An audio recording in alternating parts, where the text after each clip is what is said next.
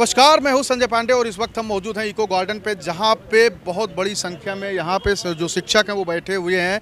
69,000 शिक्षक भर्ती आरक्षण घोटाला को लेकर 550 दिन से अधिक का समय हो गया है। तो ये लगातार धरने के बाद अब भूख हड़ताल पर आप लोग बैठ गए हैं और ये कहना है कि 550 दिन हमने शांतिपूर्वक धरना किया, लेकिन सरकार ने कोई सुनवाई नहीं किया, जिसके बाद अब हम लोग भूख हड़ताल पर बैठेंगे। यहाँ पे एक पोस्टर टंगा, उस पर लिखा भी है कि भीख नहीं अधिकार मांगते पिछड़े और दलितों की यही पुकार है कि जो हम लोगों की भर्ती प्रक्रिया है उसको सही से सरकार बिना घोटाला किए हुए पूर्ण कराए। तो आइए आप लोगों से बातचीत करते हैं और जानने की कोशिश करते हैं कि आखिर में आज 550 दिन के ऊपर हो गया, 617वां दिन है। ऐसी स्थिति में अभी तक क्या कुछ हुआ और आगे क्या कुछ होने वाला है? क्या नाम पड़ेगा आपका भैया? भूपेंद्र कुमार नाम है मेरा जी। 2018 में 69,000 शिक्षक भर्ती आई और उसमें आरक्षण का एक बहुत बड़ा घोटाला हुआ। 5 जनवरी 2022 को राष्ट्रीय पिछड़ा वर्ग आयोग की रिपोर्ट आने के बाद योगी आदित्यनाथ जी ने खुद इस बात को स्वीकार किया कि 69,000 शिक्षक भर्ती में आरक्षण का बड़े पैमाने पर घोटाला हुआ है, अनियमितता हुए। और उसके बाद 5 जनवरी 2022 को योगी आदित्यनाथ जी के बेसिक शिक्षा विभाग ने 6800 की एक चयन सूची जारी की, लेकिन और चयन सूची के साथ काउंसलिंग का शेड्यूल और नियुक्ति पत्र दिए जाने की डेट भी उन्होंने वहां से अनाउंस कर दी। लेकिन 2 वर्ष बीत जाने के बाद भी हम लोगों को ओबीसी एससी को आज तक नियुक्ति पत्र नहीं दिया गया। चलिए, तो अब जब सरकार मान रही है कि घोटाला हुआ था 6800 शिक्षकों को लेकर, तो फिर क्यों नहीं मानी? क्या वजह मानते हैं इसका? बस इसका यही है क्योंकि वो ये जानते हैं कि पिछड़े दलित हैं, थोड़ा बहुत संघर्ष करेंगे पर हट जाएंगे पीछे। तो हम मानना है कि हम लोग पिछड़े दलित हैं, वो जो सरकार के मन में ये बातें चल रही है कि हम लोग कुछ ज़्यादा करेंगे नहीं, कुछ दिन संघर्ष करेंगे और फिर अपने अपने घर चले जाएंगे और मामले को दबा दिया जाएगा। हाँ भाई जी जी। और लोगों से भी बातचीत करेंगे क्योंकि बड़ी संख्या में लोग यहाँ पे बैठे हैं। आप देख रहे हैं कि ये पोस्टर है कि 68 शिक्षक नियुक्ति जो सरकार निकम्मी है वो सरकार बदलनी है। क्या कुछ सरकार से कहना है, क्योंकि जब सरकार ये खुद मान चुकी है कि 6800 जो पिछड़ा दलित शिक्षक ओबीसी कास्ट के लोग थे शिक्षक में, उनका नियुक्ति पत्र उनको मिलना चाहिए था जबकि घोटाला हुआ था, तो अभी भी सरकार आप लोगों की बातें नहीं मानी। आप लोग आज 600 से ज़्यादा दिन हो गए आप लोगों को धरना प्रदर्शन करते हुए, फिर भी सरकार कुछ इस पर कदम नहीं उठा रही, ठोस कदम नहीं उठा रही, तो फिर आगे क्या कुछ करने वाले हैं? सर, तत्कालीन जो बेसिक शिक्षा मंत्री थे माननीय सतीश चंद्र द्विवेदी जी, उन्होंने जो ओबीसी की को 27% आरक्षण मिलना चाहिए था और एससी को 21% से ज़्यादा आरक्षण मिलना चाहिए था, उस ओबीसी के आरक्षण में 27% की जगह केवल 3.86% आरक्षण दिया, 21% की जगह लगभग 16% आरक्षण दिया एससी को। तो तमाम अनियमितताएं की गई, जिसका खमियाजा जो तत्कालीन बेसिक शिक्षा मंत्री के कार्यकाल में जो बेसिक शिक्षा अधिकारियों ने किया, उसका खामियाजा पूरा हमारा ओबीसी एससी समाज उठा रहा है। और जब इस बात को केवल हम ही नहीं, राष्ट्रीय पिछड़ा वर्ग आयोग और राज्य पिछड़ा वर्ग आयोग और उसके बाद माननीय मुख्यमंत्री महोदय के दिशा निर्देश पर एक लिस्ट आई थी 6800 की, उसी लिस्ट में सिलेक्टेड हम सभी भाई बहन हैं और अभी दर दर की ठोकर खा रहे हैं। 5 जनवरी 2022 को लिस्ट आने के बावजूद भी ये भारतीय जनता पार्टी की सरकार हम लोगों को नियुक्ति पत्र नहीं देना चाह रही है। इसमें एक मेन रीजन यही है कि हम सब लोग दलित और पिछड़े समाज से आते हैं। बड़े भाई ने कहा है कि हम लोग दलित पिछड़े समुदाय से आते हैं, इसलिए हम लोगों को सरकार नियुक्ति पत्र नहीं दे रही, जबकि सरकार इस बात को मानी है कि शिक्षक भर्ती घोटाले में जो 69,000 शिक्षक भर्ती हुआ था उसमें घोटाला हुआ था रिजर्वेशन को लेकर। जी भैया, क्या नाम पड़ेगा आपका? सर, मेरा नाम रामदयाल लोधी है। रामदयाल लोधी जी, हाँ। क्या कुछ कारण है कि आप लोग यहाँ पे आज धरना प्रदर्शन कर रहे हैं? काफ़ी समय हो गया, 600 बहुत दिन हो गए, लगभग 2 साल होने को आए और अभी भी आप लोगों को चीज़ें आपकी मान्य नहीं हो रही है। और आगे की क्या कुछ रूपरेखा आप लोग तैयार कर रहे हैं इस 6800 शिक्षक भर्ती को लेकर? क्या कुछ करने वाले हैं? देखिए, जहाँ करने की बात सर कह रहे हैं आप कि क्या करने वाले हैं, हम लोग संभवतः 2 साल से पीड़ित हैं, क्योंकि 5 जनवरी 2022 को लिस्ट आई थी और माननीय योगी जी के आदेश से आई थी। हम यहाँ बैठे हैं तो सिर्फ जो ये चेहरे लगे हैं बैनर में, जो अपने आप को कहते हैं कि हम पिछड़े और दलितों के नेता हैं, मसीहा हैं, उनकी वजह से बैठे हैं। सर, मैं कहूँगा प्रदेश के मुखिया से कि आज आप राम राज्य की बात करते हैं, उसी राम राज्य की एक धरती है चित्रकूट।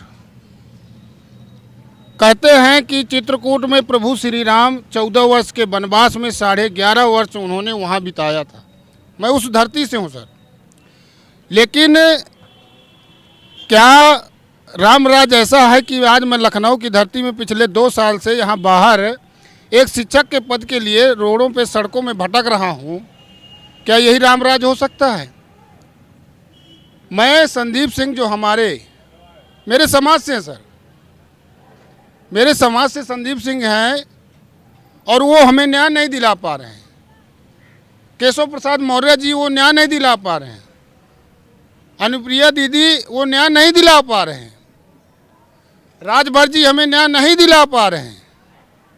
हमारे जो प्रदेश अध्यक्ष भाजपा के भूपेंद्र चौधरी जी वो न्याय नहीं दिला पा रहे हैं। कैबिनेट मंत्री हैं हमारे जो स्वतंत्र देव जी वो न्याय नहीं दिला पा रहे हैं।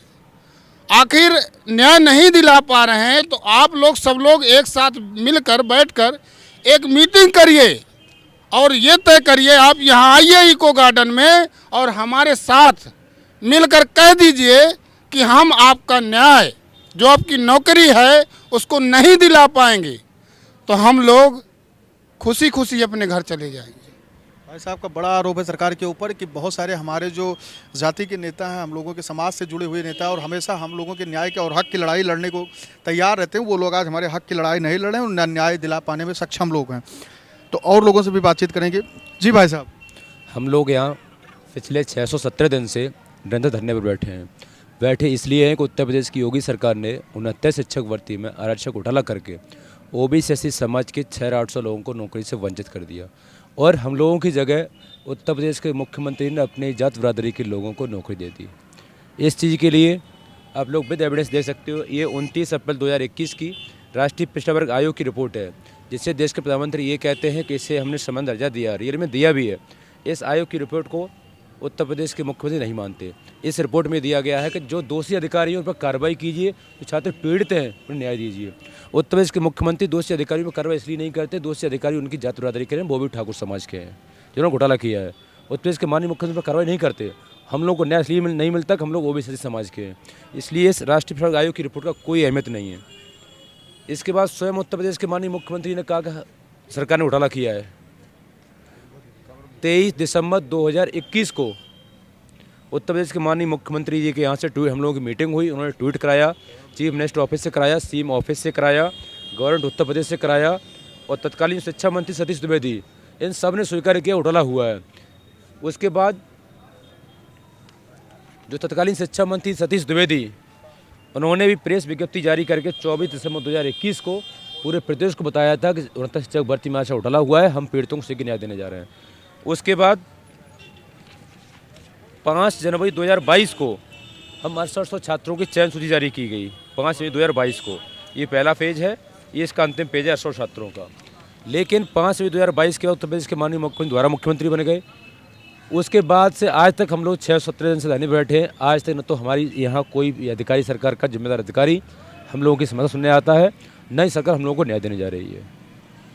जब न्याय नहीं मिल रहा है तो फिर आगे आप लोग क्या करेंगे, कब तक बैठे रहेंगे यहाँ पे? जैसा कि हमारे मुख्यमंत्री कहते हैं कि राम राज्य है। राम राज्य में एक कहावत है कि जान जाए पर वचन न जाए, पर यहाँ पे प्राण जाए पर वचन न जाए। पर हमारे मुख्यमंत्री ने हमें वचन दिया था कि हमारे साथ न्याय करेंगे, उन्होंने हमारी लिस्ट निकाली, पर आज उसी वचन को नहीं निभा पा रहे। फिर कैसा राम राज्य है? आप राम राज्य का छलावा करते हैं, या तो इस पिछड़े दलित का इस राम राज्य में कोई अस्तित्व नहीं है। आप बोल दीजिए खुले मन से, आप प्रदेश के मुखिया हैं ना, कि हमारे राज्य राम राज्य में कोई अस्तित्व नहीं पिछड़े दलितों का। और आप हमको न्याय नहीं दे पा रहे, वो भी खुद का कहा हुआ। आपने खुद हर जगह पे ट्वीट किया था, आपने हमारी लिस्ट निकाली थी। क्या हम कोई गलत चीज़ मांग रहे हैं? हमारा जो अधिकार था, जो आपने खुद स्वीकार किया था कि हाँ इनके साथ गलत हुआ है, आपने उसको सही किया, उसके बाद भी आप हमको न्याय नहीं दे पा रहे हैं। तो कैसे आप मुख्यमंत्री, कैसे आप राजा हैं, कैसा राम राज्य है ये? आतम गोडवी साहब का एक शायरी था कि काजू भुने प्लेट में, बिस्की है गिलास में, और राम राज उतरा है विधायक निवास में। ये राम राज्य बस कुछ चंद नेताओं के लिए है, चंद पूंजीपतियों के लिए है। अच्छा ये बताइए कि भाई साहब कह रहे हैं कि जो उसमें ठाकुर समाज से लोगों को भर लिया गया और हम लोगों को बाहर कर दिया, इसमें कितनी हकीकत सच्चाई? सच्चाई बिल्कुल है, क्योंकि ये हमारे नौकरी सिर्फ एक अधिकारी जो कि सिर्फ सीधे मुख्यमंत्री के वर्ग से आते हैं, उनकी नाकामी की वजह से, उनके जो भी कहिए उनके चालबाजी की वजह से हमें नहीं मिली है। उन्होंने वो घोटाला किया, उन्होंने स्वीकार किया, उसके बाद भी आज हमें नहीं देते हैं और कहते हैं कि जाओ तुम लोग नौकरी लेके दिखा दो। नौकरी लेके दिखा दो, जबरदस्ती बतिया रहे हैं। एक मिनट आप सुन लीजिए। आप जो कह रहे हैं कि ये चीज़ ये उसी व्यक्ति के सिग्नेचर किया हुआ लेटर है। प्रताप सिंह बघेल, प्रताप सिंह बघेल ये व्यक्ति ठाकुर है, उत्तर प्रदेश के मुख्यमंत्री जाति का है। इसी व्यक्ति के सिग्नेचर से इस व्यक्ति ने खुलासा किया है कि यूआर की अनारक्षित श्रेणी की कट ऑफ 69.07 है, लेकिन इस कट ऑफ के नीचे इस भर्ती में हजारों लोग सवर्ण समाज के अवैध रूप से नौकरी कर रहे हैं। ओबीसी की कट ऑफ 65.53 है। हम यहाँ 6800 लोग इस कट ऑफ से ऊपर वाले बैठे हैं। आप चाहो किसी का एंट्री जो सूची है चेक करके देख लीजिए, विद प्रूफ देख लीजिए। इन सब के क्वांटिटी पॉइंट ओबीसी के वाले हैं, उनका 66 पॉइंट सबका है ये। तो भाई साहब पूरा प्रूफ लेकर बैठे हैं, सारे कागजात हैं, सारे दस्तावेज हैं और कह रहे हैं कि जब सरकार भी इस भर्ती को मान लीजिए कि उसमें आरक्षण घोटाला हुआ था, लेकिन फिर भी सरकार हम लोगों को नियुक्ति नहीं दे रही। एक ऐसा समय था जब सरकार कह रही थी कि हम आप लोगों को न्याय दिलाएंगे। जी भाई साहब, आपका क्या नाम पड़ेगा और कहाँ से हैं? राज बहादुर हूँ, इलाहाबाद से भैया। इलाहाबाद से। जी हाँ। जी, तो अभी 617 दिन हो गए, आप लोग अब भूख हड़ताल पे भी बैठ गए हैं और सरकार आप लोगों के साथ न्याय नहीं कर रही है, तो फिर क्या होगा आगे? क्या कुछ कहना चाहते हैं आप लोग और क्या सरकार से क्या मांग है, क्या उम्मीद है?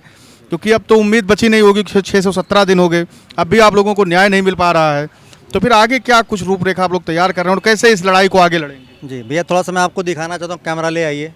देखिए आज हम लोग गए थे केशव प्रसाद मौर्य जी के यहाँ।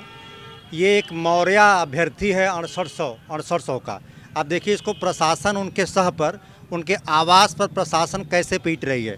आप दिखाइए थोड़ा, इसको फिर से दिखाइए भैया, इसको फिर से दिखाइए। ये मौर्य नहीं, आप देखिए मौर्य अभ्यर्थी है केशव प्रसाद मौर्य, डिप्टी सीएम के आवास पर कितनी बुरी तरह उनके सह पर प्रशासन पीट रहा है। अपनी नियुक्ति मांगने गए थे।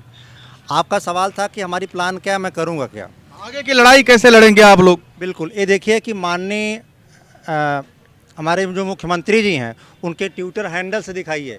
ये उनके ट्विटर हैंडल से ये आदेश दिया गया था 5 जनवरी 2022 के पहले। ये आप भाई साहब दिखा रहे हैं कि CM office government of UP से ट्वीट हुआ था। ये कब के ट्वीट है? ये 5 जनवरी 2022 के पहले। अच्छा, 69,000 सहायक अध्यापक भर्ती आरक्षण की विसंगति के कारण को लेकर आरक्षित वर्ग के अभ्यर्थियों ने से मुलाकात की। मुख्यमंत्री जी ने संज्ञान लेते हुए बेसिक शिक्षा विभाग को समस्या को त्वरित एवं न्याय संगत समाधान हेतु निर्देश दिया। उसके बाद कोई न्याय नहीं हुआ। कोई एक सिंगल मांग है। मैं आपसे आपके चैनल के माध्यम से कहना चाहता हूं कि अगर 5 जनवरी 2022 के पहले माननीय मुख्यमंत्री जी के ट्विटर हैंडल से आदेश जारी हुआ है, मुख्यमंत्री का आदेश जारी हुआ है, न्यायप्रिय मुख्यमंत्री योगी जी हैं, अगर प्रदेश में उनकी 2.5 साल से उनके आदेशों का पालन नहीं हो रहा है तो आखिरकार प्रदेश में चल क्या रहा है? तो इससे बेहतर है कि मुख्यमंत्री जी मान लें कि हमारी कुर्सी फर्जी है, हमारे आदेशों का पालन हमारे ही प्रदेश में नहीं किया जा रहा है, या तो स्वीकार कर लें। हम लोगों की सिंगल मांग है। आज हमारा 617वां दिन है ये आपके धरने का, और हमारा 60वां दिन है क्रमिक भूख हड़ताल का। मैं आपको चैनल के माध्यम से कहना चाहता हूं, अगर वो चुनाव लड़ना चाहते हैं, सत्ता में आना चाहते हैं, हमारे बल पर सत्ता में आए थे, अगर दोबारा हमारे बल पर, पिछड़े दलितों के बल पर सत्ता में आना चाहते हैं, तो एक अदनी सी हमारी जो है संवैधानिक मांग है, हमारी लिस्ट पर जो नियुक्ति की लिस्ट निकाले हैं हमारी नियुक्ति कर दें, वरना सरकार नहीं चला पाएंगे, सत्ता में नहीं आ पाएंगे। ये बिल्कुल सच है। तो भाई साहब का कहना है कि अगर सरकार हमारी मांगों को नहीं मानेगी तो आचार संहिता के पहले हम लोग बड़ी संख्या में गांव का रुख करेंगे और वहां पे जाके अपने संगठन को मजबूत करेंगे और सरकार के खिलाफ एक मुहिम को छेड़ेंगे, जिससे सरकार कहीं भी कोई भी रैली या जनसंपर्क कुछ भी ऐसा नहीं कर पाएगी। कैमरा पर्सन हरीश तिवारी के साथ मैं संजय पांडे, TV 24 लखनऊ।